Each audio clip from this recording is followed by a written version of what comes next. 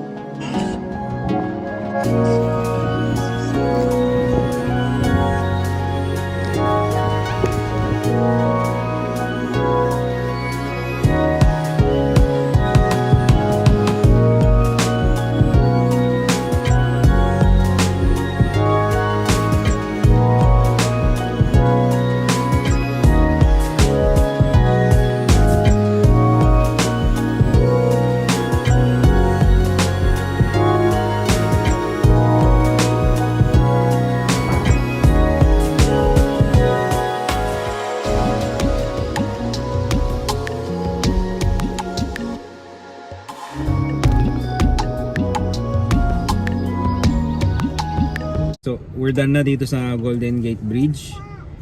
Ang next na pupuntahan natin is the Palace of the Fine Arts.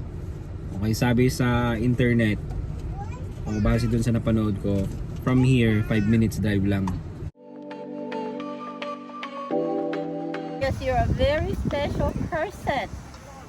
You're gonna get this sticker that will make you officially a San Francisco Police Department junior officer. Wow! What do you say? Hey, thank you! You're welcome. Would you like one too? Say yes! Say yes! Dikit mo na. Thank you. You're Thank you. welcome. Look at this. Yeah, San Francisco Let's put it here. Police Department Police Department junior officer. Junior Officer. Yay! Thank you.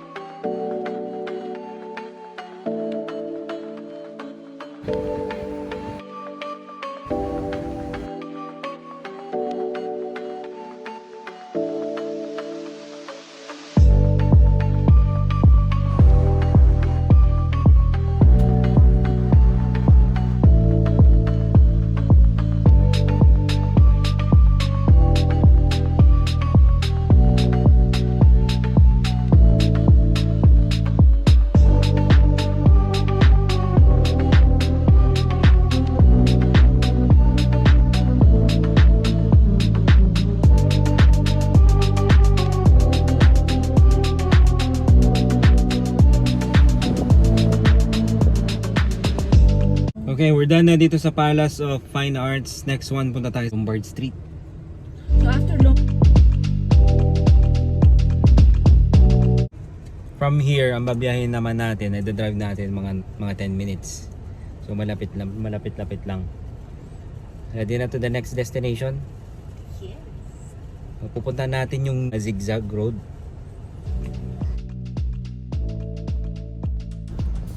Lombard Street, Zigzag Road. Ano may mga sasakyan doon. Lima lang kayo dito dati? Nakadaron kami dito, nagparada kami doon sa taas. na may mga bahay. Ito yung kasi yung bulaklak din kami na. Picture mo ano.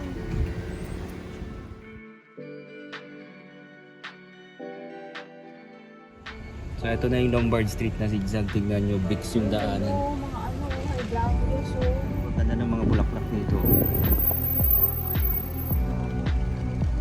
Overlooking ngayon yung kalsada sa baba. Ang ganda Pagdating dun sa baba, dun tayo mag-picture. You park there. Ang ganda itong mga bulaklak na to. Look at that, oh. Ang ganda ng mga flowers. Ano yan? Rose? Rose, hydrangeas.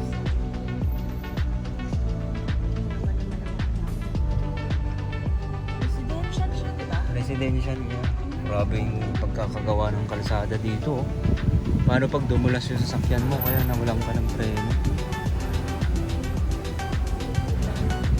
Binangga na yan. Ayan oh, may bumangga na dito. Oh. Ayan. Siguro kaka-cellphone niya, dire-diretso siya. Oh yes, tama tama. Pag pumunta kayo dito, huwag kayong magkakamaling umakyat kasi walang paakyat, tsaka hindi kakayanin ng mga sasakyan. Pababa lang ho dito.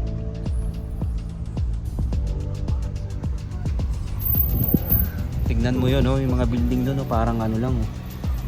We need to take a picture of that. Sige, kuhanan mo. What a view. Look at that.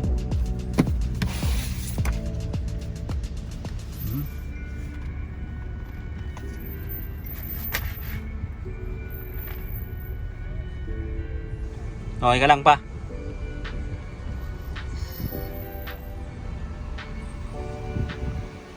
So, drive at your own pace. Kami binagalan talaga namin, sinulit namin yung pagdaan dito. Once in a lifetime lang naman to eh. Ayan yung mga bahay, residential siya eh. Mataas yan hanggang dun sa taas. Itong isang corner na to, puro bahay. And we're at the end. Pwede park there. Hindi ko alam kung pwede. Yun, para mapicturean mo. Yun, yung street na yun. Oh, this is the view from below naman. Tignan niyo yung mga sasakyan, oh. Oh, this is the view from below. Kita niyo yung zigzag. Bang kulit. Eh, sinasabi ko sa yung mga bahay. I mean, parang ano siya, condo type. Pero perfect timing yung pagpunta namin kasi full bloom yung mga bulaklak dito sa part na to.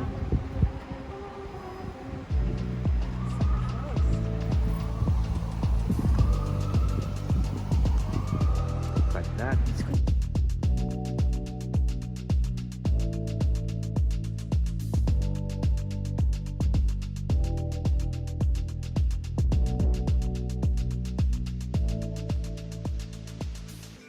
Nandito naman tayo sa Fisherman's Wharf of San Francisco. So andito yung mga iba't ibang klaseng pagkain. So kung food trip ang gusto mong gawin, this is the place. Yan. Mga taong taggutom dito nagpupunta, maraming pagkain. Gusto kong i-try yung clam chowder, nakita ko doon. But before that, siyempre alam mo na CR muna.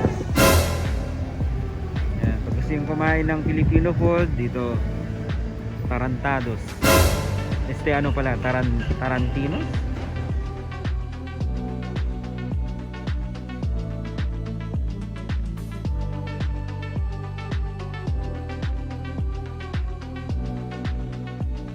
Alright, it's time to chow.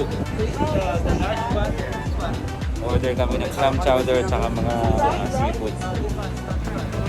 Hindi makakagat. Ano gusto mo pa?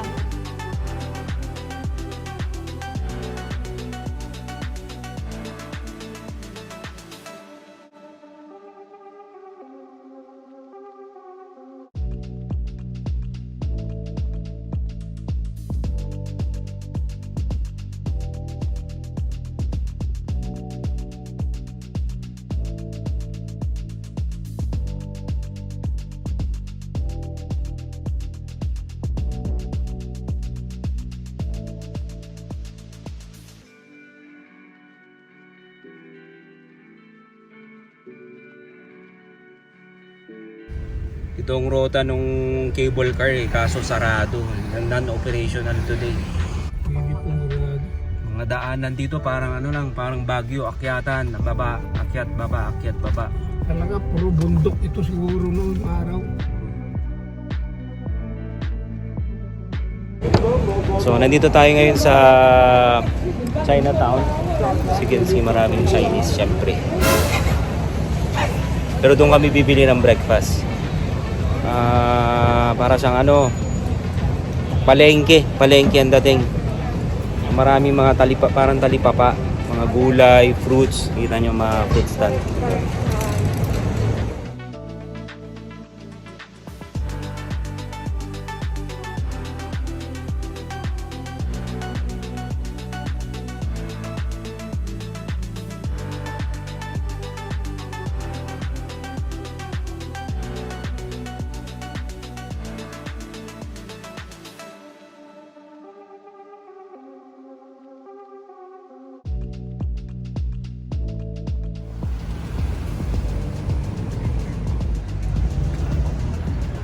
So yeah, we're supposed to buy our breakfast here sa Good Mongkok Bakery. I've seen this on several vlogs.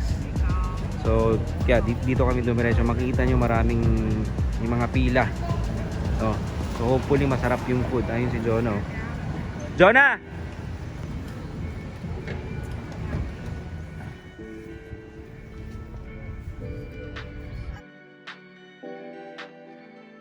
Ito yung mga nabili ni Jonah. Bunch of dumplings, meron din siyang biniling egg tarts, may siopaw. Woo! Let's go! May siopaw pa. Gusto mo?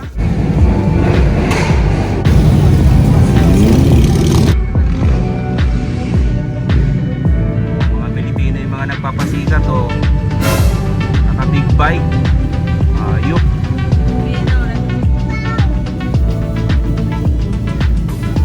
Ball! Naantay ka ng mga katropa mo, Ball!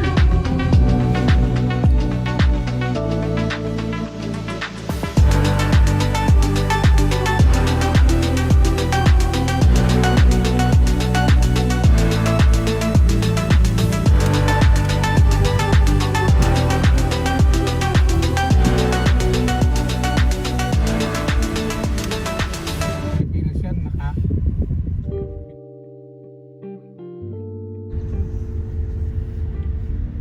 Wow, look at that view.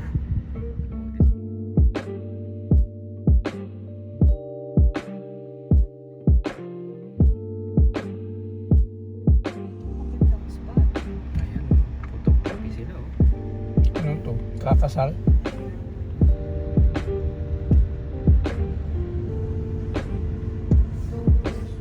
Eto guys nandito pa lang ako sa loob ng sasakyan. Ganyan na yung view namin. So dito namin kakainin yung mga binili namin mga dumplings, mga Chinese food. And let's enjoy the view. Turin mo nga ako dito sa...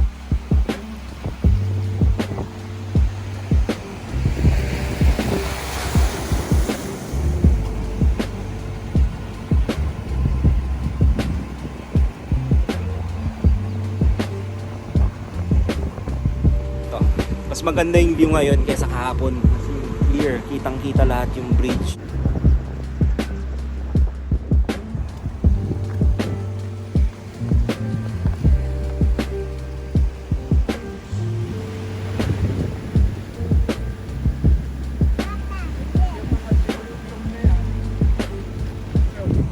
Mga bilog-bilog yung malalaki na yan.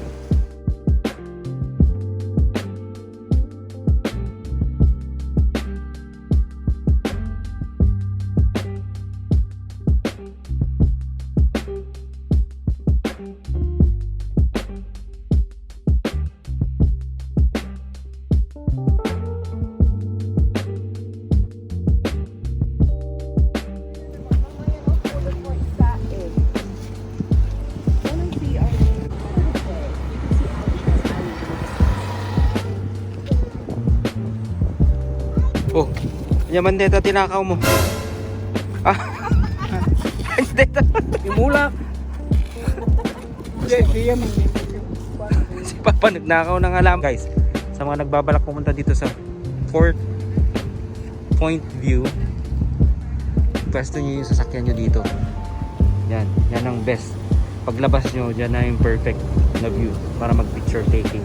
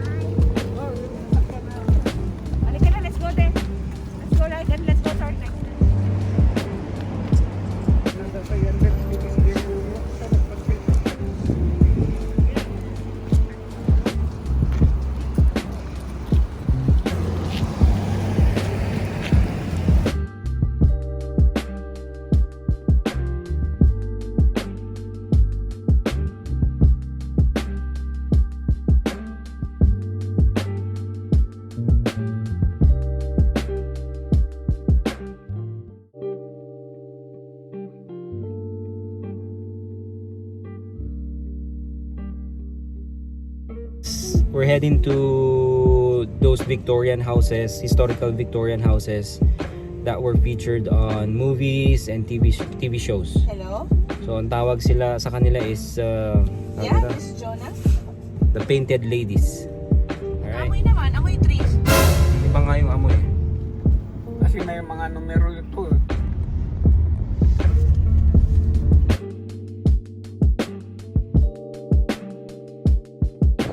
Okay, so that's the Victorian houses that I'm talking about a while ago. Yan.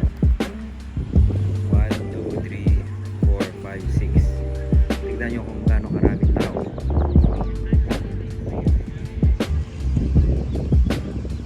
Nandyan talaga sila oh. Wala lang, nakaharap lang sila dun. Yan ang view nila. Yung mga bahay. Relaxing. Yeah. Para sa akin na nating special. Kumbaga ano lang na feature siya sa mga pelikula or TV shows.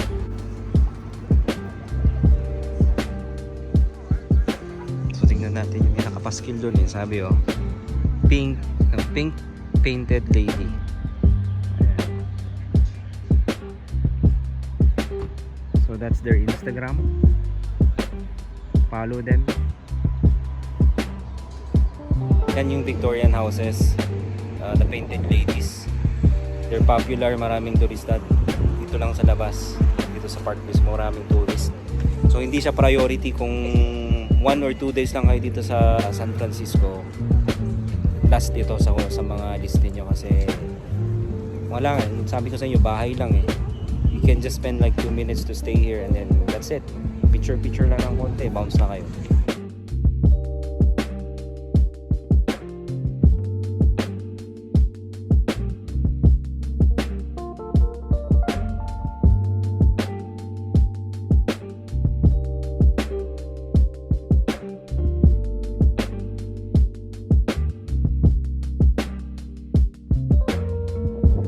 Kaya kung gano'ng karaming tao.